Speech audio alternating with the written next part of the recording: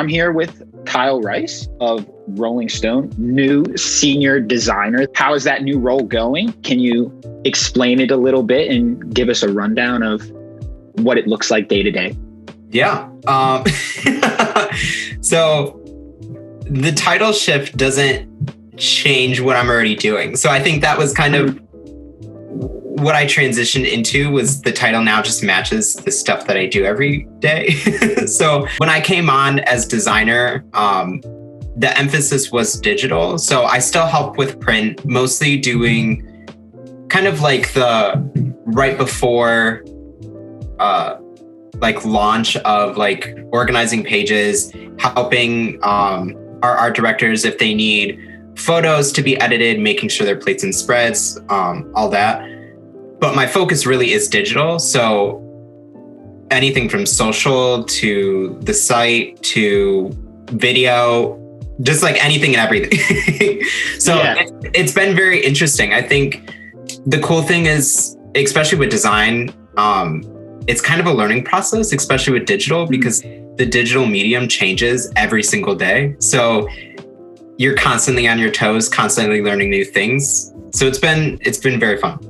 Mm-hmm. Do you enjoy doing that? Is that kind of like exciting to you, or is it like, oh my God, this is a new thing now that I gotta kind of like? Oh no, learn? It's exciting. It's super exciting. It's like, it's just so interesting the way that the internet has changed the way that people communicate. And I don't know, like, I don't even know how to explain it. So when I first moved to New York, I used to work at a smaller agency that focused specifically with social. And it's interesting to think that despite the perception that the website is kind of like the core of all journalism and all digital media. So when you look at the New York Times, I think a lot of people's first reaction is that is the hub. Like, that's how people are digesting the media.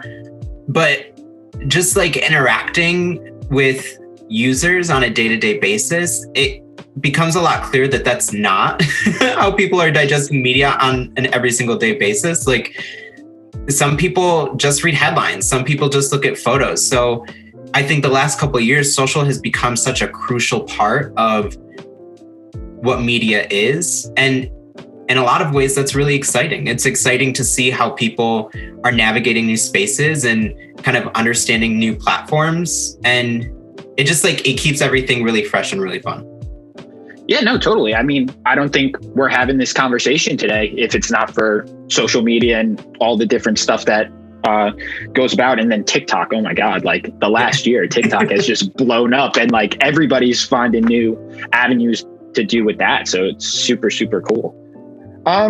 Has like work that all like really changed for you with COVID?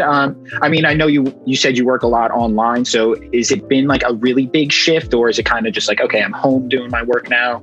Yeah. When it first happened, I think for some industries, it might not have been such a hard shift, especially if you're siloed off and doing your own thing. But with media, especially now, you're working so closely with everyone, and it just becomes like part of the process, right? Like when breaking news hits, it's easier when you're in office to quickly run over to art, or to quickly go to social, or quickly go to an editor and say, hey, I need this thing really quick.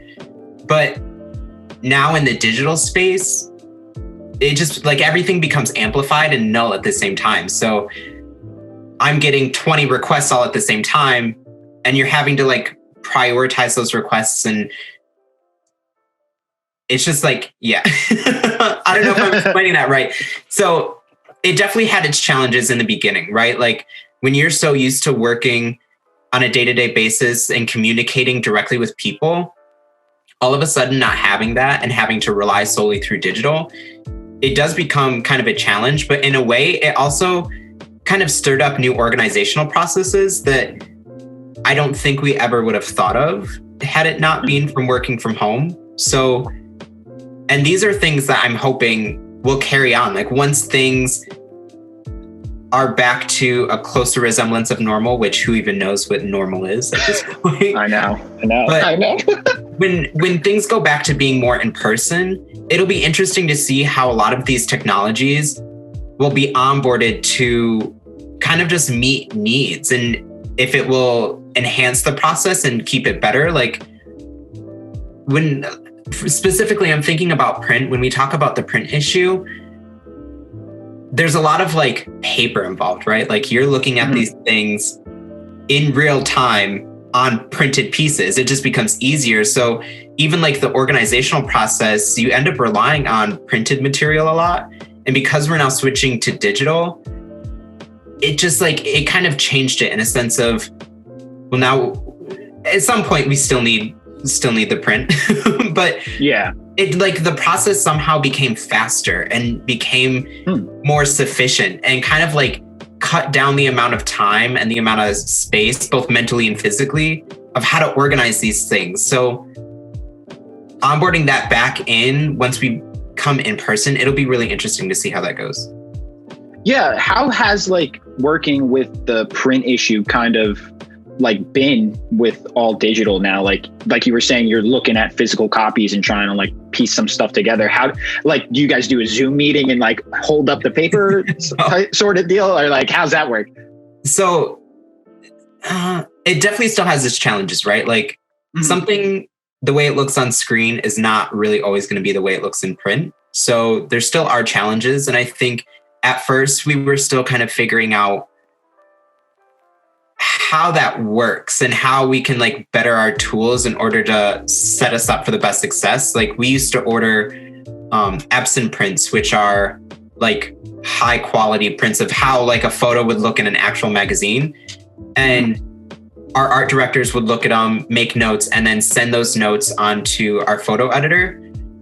And that just becomes really costly at a certain point, because we used to just be able to take a train to go down and pick them up ourselves, but then it became having to send them to our houses and send them over to other people. And it just became costly. And like now figuring out a way that, oh, well, we can do it digitally and try to match it as close as possible, which the magic of digital media and the digital medium, that it just becomes so sufficient over time, especially now when people need it most. So it still has its challenges, but it also has a lot of its successes too. Yeah. And I feel like a lot of people are like really looking at that as a new thing. Like at first, I feel like everybody was like, oh my God, we got to work from home all the day. And now it's like kind of being like, oh, it's almost better. But like, I'm sure everybody's still missing that human interaction every day with like being with everybody. So, yeah. So you talked a little bit about all that stuff. And then how did you kind of wind up at Rolling Stone? Like how did you like get into the door and everything with there? Yeah. Interesting. Because I think about this all the time. And I was talking about it with some friends last night. The odds that I would have come to New York were based on an Instagram like, which is so funny. Like, that's crazy. So I grew up in Michigan, but I have family on the East Coast. And it was kind of always an option of like, oh, I could eventually go to New York. But it just wasn't, I like couldn't see myself there yet. And I ended up getting an Instagram like from the creative director that owns the company I worked at when I first came.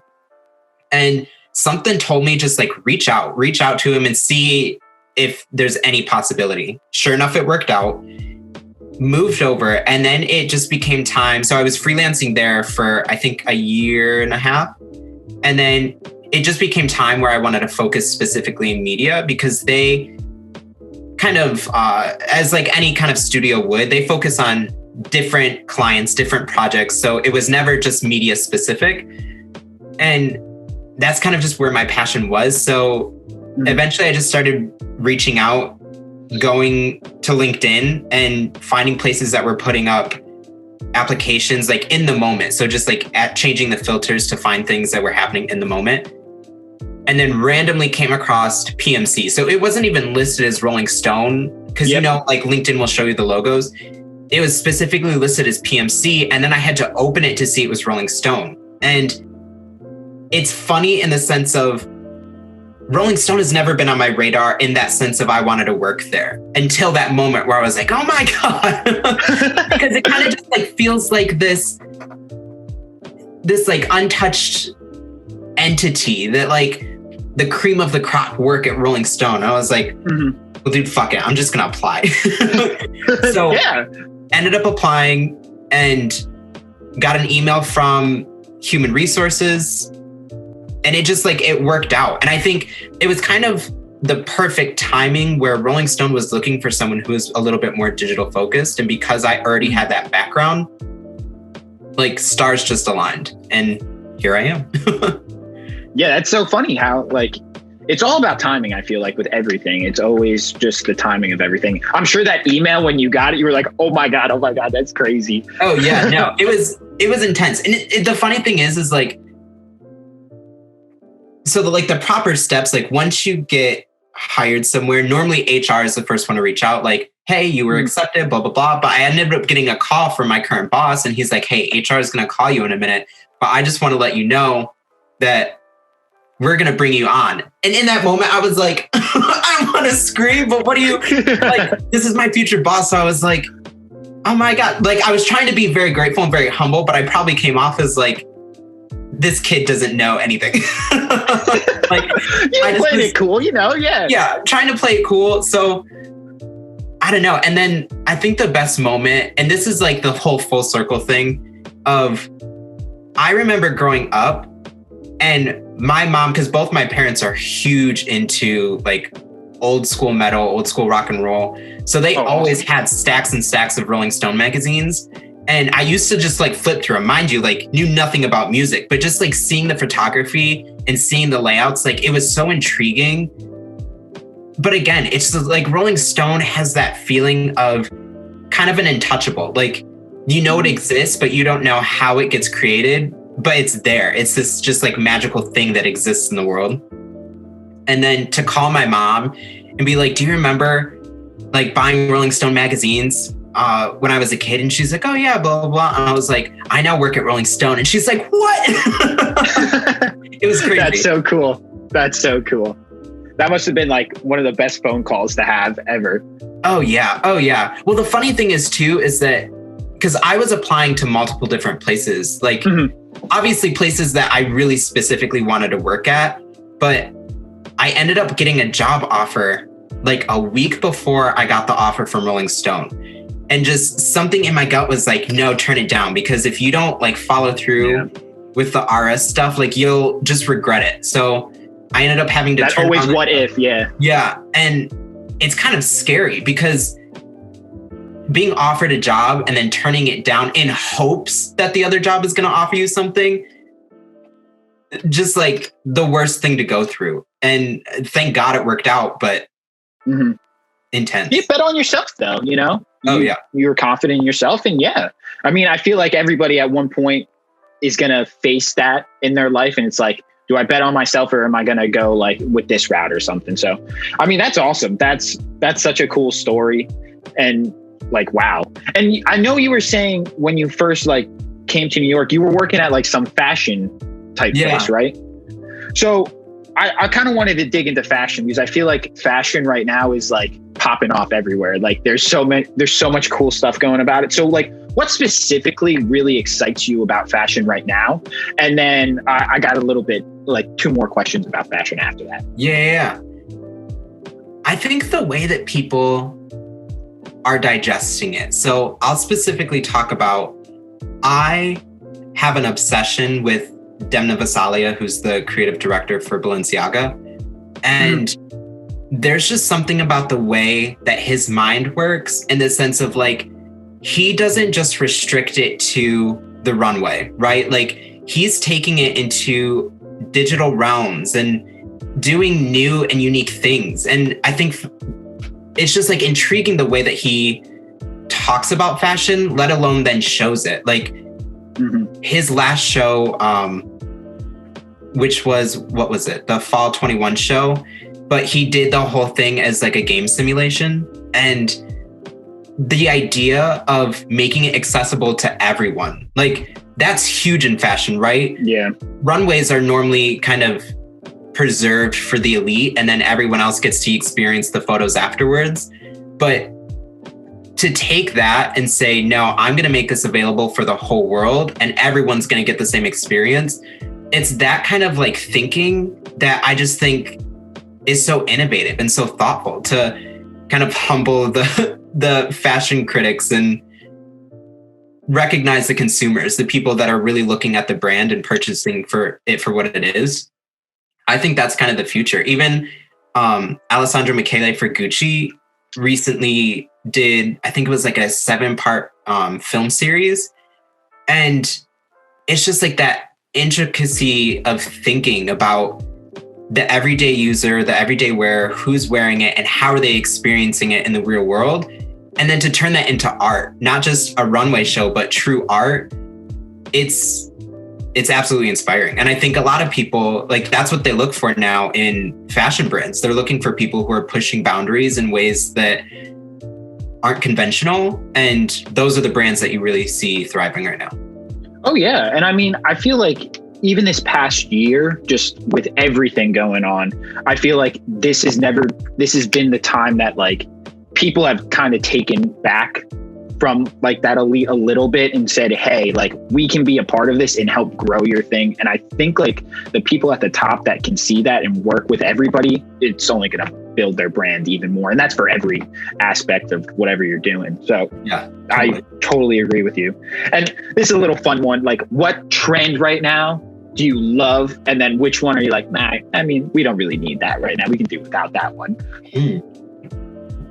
I would say it's not a trend because it's definitely been here for a while, but I've really been into athleisure just because of the level of being able to dress it up and still feel comfortable. Like being at home, and I'm sure a lot of people might think this way, is it taught me about comfort in a different sense. Like wearing robes and like still feeling sophisticated, but being at home and doing it, right? Like a bathrobe no longer just becomes a bathrobe that you wear in the morning. Like it's part of your wardrobe now, your everyday like fit. So the same deal with athleisure. Like it's super comfortable, but there's ways of dressing it up that I just think are really exciting and really playful. And especially the last couple of years, athleisure has blended into streetwear, which it's just like awesome to see these two different, and not like polar opposite, but these two opposite kind of trends and themes kind of meld together, and just like seeing different people explore that. It's been really, really cool. Things that I don't think are going forward, or that,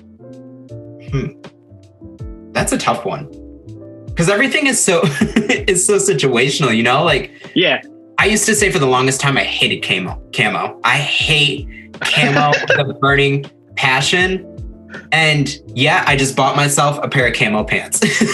So like everything changes, the perception changes. So I'm not one to count out something yet. I like to see it in the environment and see how people play with it, because everything's on the table. Everything's on the table. Yeah, totally. And I really feel like 2020 was such a year for like everybody to kind of push boundaries and do all this different stuff. And I feel like all those like norms or whatever we're thinking of anything, all those walls are down, and it's just kind of like, do what you want, like have fun with whatever. It's clothes at the end of the day. Like, yeah, it's an accessory. You're styling yourself. Like there's nothing like really too deep about it. Like you're just trying to have fun. Yeah. 100%. Awesome. So, kind of going back into everything, like what project was really, really challenging to you? And then when it was finally over, you were like, wow, like I'm super, super proud of that. I'd have to say, I think my first print issue was the most challenging. I mean, there's challenges every day, but I think that was the most challenging in the sense of when I came on right in the middle of close week. So close weeks for our print editions, it's 2 on and 2 off. So for 2 weeks, everyone's kind of really focused in on the digital edition. And then for 2 weeks, it kind of switches to either time off or you're now switching to talking about digital. Okay. And to come into a new company in the thick of it, right? Like we're not talking about like the traditional 9 to 5, doing like light things and like figuring out the process as we go. I was being thrown into early mornings, late nights, like buzzing conversations, and to have to acclimate that, because there's also a term barrier. Like people are talking about things that are Rolling Stone specific, and to onboard into that language was definitely a challenge. And sometimes I would have to like write things down and go to my art directors afterwards and be like, hey, what does this thing mean? But I think the good thing is that there's no humility in asking questions. And I think my art directors have made a good impact in allowing me to do that. So it was great to have their support that first issue, but it was insane. It was absolutely insane. And then to come out and like see it on the shelves, to be like, my name's in that. It's just incredible. It's incredible. Who's on the cover of that one? So it's kind of interesting because it's dual cover. I don't know if you can see it right there. So that was the back half. Yeah. And it was our Grammy issue, but then the front was Taylor Swift. Oh, gotcha. Cool. The one with the like blue background in her white feather jacket. Yeah. Mm-hmm. And Taylor Swift stuff always does well. Does well. Oh yes, Taylor Swift and Harry Styles. Oh yeah. Oh, I'm a big Harry fan. I'm a Harry stan to the day. Love him. Yes, no, 100%. He's one of those intriguing kind of artists too, like going back into fashion, where he just blends boundaries and doesn't care and is unapologetic about it. Like to dip and dive into quote unquote feminine clothing or like quote unquote masculine clothing. Like it's interesting to see people navigate that space and just like blend boundaries in ways that haven't been done in the past. And he's kind of at the forefront from a male frontier that I see of just like embracing it all and saying that regardless of how people are going to label this thing, I'm going to engage in it because I like doing it. Yeah. And I mean, I came from a very conservative family and like everything. And I mean, very, very much so. Boys wear these clothes, girls wear these clothes, like all this stuff. And I grew up with 4 sisters. So, I mean, like I loved like what they were wearing. I loved like hair, all that stuff.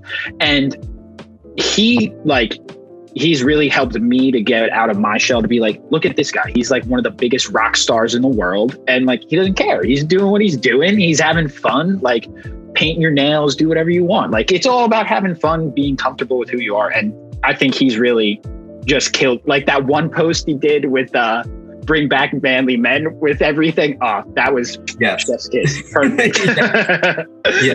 It's kind of funny too that he embodies a quality of like old school rock stars where they were kind of the same way. Like think of Mick Jagger, think of Prince, like these men that cross boundaries in ways that weren't traditional and were unapologetic about it. And to see them like thrive in their own space, it's just like inspiring, so inspiring. Yeah, and I don't really understand the whole like backlash for him either, because I mean, like you said, Mick Jagger and Prince and Bowie did it his whole career. I mean, the 80s, like all the glam rock stuff, like I don't really understand. Like it's all very similar, but I genuinely think, and this is just my own opinion, I think he's probably because he came from that boy band setting and everything, and he was the sweetheart of it and all that stuff. And now he's becoming his own person and doing all this stuff. Everybody's like, well, you're not supposed to do that. You're supposed to be this. And I think he's really breaking it down. So it's super cool to see. Yeah, no, 100%. 100%. Yeah. So this year's been really tough, obviously, with everything going on. I have a lot of friends who are artists and stuff, and they've told me how it's been really hard to be motivated to create stuff and to be inspired. So I didn't know if you had any of that issues, or if there was someone or something that really inspired you this year to be like, oh, I can really create and can really continue to be great. Yeah, it is hard. Like, especially when kind of New York went into lockdown for the first time, it was kind of like a moment of feeling trapped, both like physically and mentally, of not being able to go anywhere and everything kind of just shutting down and becoming silent. And it forces you to get into your own head and like take stock of what's going on. And that's hard. That's hard to do. So especially being a creative where you already have so many things going on in your mind and trying to express them, but kind of like having the weight of the world bogged down on that, it can become tough. There were definitely moments where I think I like came close to the edge of burnout of just like not being able to think and function about work properly. And you kind of just have to get out of that headspace. And for me, like my thing was going on drives. So I was fortunate enough where my dad's family lives out in Jersey in more of like a suburban area. So I had the luxury of being able to just get in my car and just drive out in the middle of nowhere. And having that space to just like decompress was crucial. And not a lot of people have that, if even something remotely close. So I think art becomes critical in the sense of like being able to get that creativity out of your mind to just allow it to be empty and live out in the world. Important, really important. Yeah. So quick, just rapid fire stuff, like favorite TV show during quarantine, a musician, maybe an app that you've been using all the time. Yeah. Ooh, favorite app. Star Wars. So I love Star Wars, and there's a Star Wars game. Even Yu-Gi-Oh! Like I love. Oh, you like Yu-Gi-Oh? Oh my God, so, Kyle. See, this was meant to be. I was a huge Yu-Gi-Oh! fan. Favorite shows to watch. So it's a mix of things. Like I've been loving WandaVision, so that's been huge. Loved Mandalorian. I also love anime. So like Demon Slayer, I watched all of that. What is it? Black Clover, watched all of that. What was the other thing you said? Music. Oh, Chloe and Halle. Like, ooh, I'm not familiar with them. So sister duo, they came out on YouTube first and did a lot of like covers and ended up getting signed to Beyonce's label. And have just been rock stars after that. Like their music just hits on a different level than I think a lot of R&B does. And it's so new and fresh, but also incorporates a lot of classic elements, like a lot of chords from choir where there's like gaps and dissonance between the notes. They embody that in their own music. And it just becomes really haunting, but beautiful and ethereal at the same time. And it's funny because they dropped an album, Ungodly Hour, right after George Floyd. And oh, wow. It was hard. Like, speaking from my own experience, there was just so many emotions that it came to a point where you kind of just felt numb. And the release of that album kind of like shut out the noise for a second of just like get into the music and listen to the music. And it kind of became a resource. Like same thing with Black Parade when Beyonce released that, and The Gift, like embodying and embracing Black artists and African artists. Like that was so huge and so crucial for me at the beginning of everything. I listen to him every day.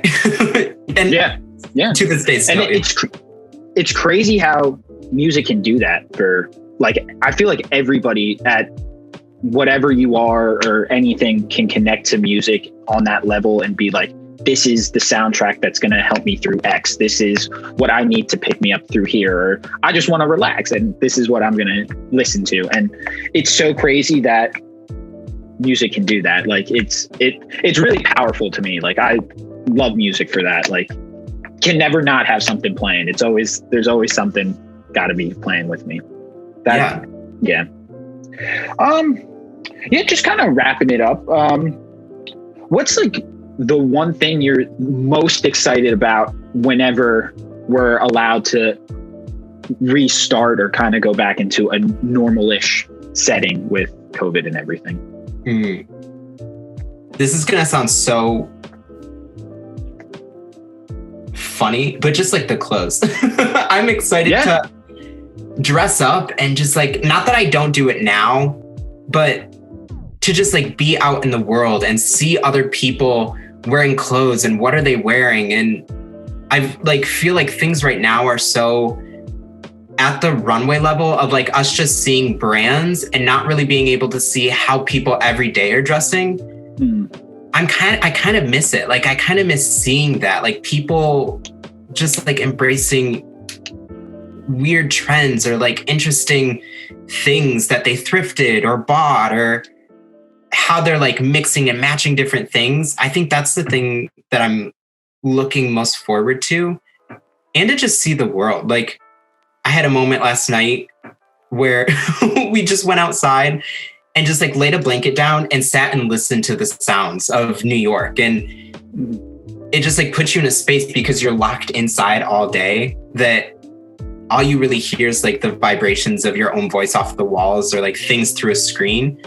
I'm excited to just hear New York noises again every day, of cars on the street and the subway. And to an extent, you kind of get that when you have to go to the laundry or go grocery shopping. But to really hear it in its full effect and like hear the chatter, hear the birds, like, yeah. Oh, I'm so excited for it. So excited. Oh yeah, I feel you. I live in Jersey, so I mean, I would always go to New York on the weekends and stuff. And like, I haven't been to New York. I can't even tell you. I think like last February or something. Like, it's so crazy. But yeah, missing it for sure. And then this is kind of another like go back type of thing. But if you could go back in time and tell yourself like one piece of advice on your way up the ladder or whatever, like what would that be?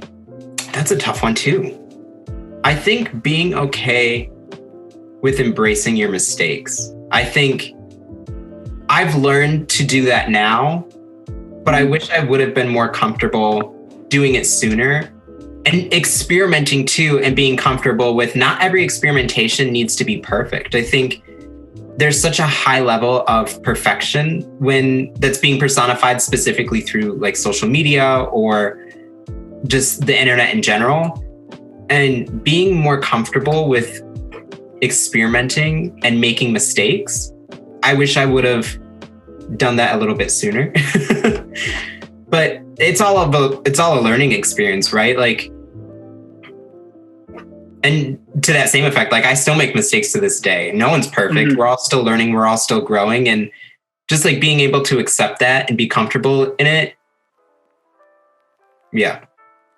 It's huge. Yeah. And I mean, I feel like that's something also that's so much easier said than done. Like, because I'm sure when you make a mistake, you're like, oh man, like, I can't believe I did that or whatever. But like, as you grow more comfortable, totally, I get what you're saying. And I'm definitely at that point right now where I'm like, oh, everything's got to be perfect. Everything's got to be perfect. And like trying to like break it down and like do a little bit more fun stuff and try different things and all that. So awesome. Yeah. And then last one that I got for you, and then you can enjoy your Saturday. I mean, as much as you can, but I mean, what do you see for your future work-wise? Is this kind of where you want to be, or is it, like you were saying, never stop growing, always kind of get a little bit better? Oh, yeah. I think to work in media, and I think this should just be a life lesson in general, you are constantly growing as a human and as a creative. Like, I always say that an idea can come from anyone, anywhere, at any time. And part of that is just the fact of you're always still learning. So an idea and a genius idea can come from someone who's 5 or someone who's 85. Like, I love and embody the mindset of you're always still learning, you're always still growing. So I hope to continue having that mindset as I go into my future. I think media is definitely for me, just telling stories and telling it in a way that's impactful and uplifts people's voices and uplifts voices that traditionally aren't heard. I think that's kind of the core of why I do it all. So, and media is the perfect outlet for it, to amplify voices and amplify those stories of people from all over the world, and to have people all over the world then read it and interact with it, it's just such a satisfying feeling to know that in some way, and sometimes it's small, like a headline, and maybe that's all you contributed, but that one contribution can mean such a huge thing for so many people. And to be a part of that, it's invaluable. It's absolutely invaluable. So I don't ever foresee myself being outside of the media industry. I hope one day that I can lead in the sense of embracing young people and people who are hungry to do more and work hard and tell other people's stories and give them a platform to do that. That's, I think, my ultimate goal. So we'll get there. We'll get there.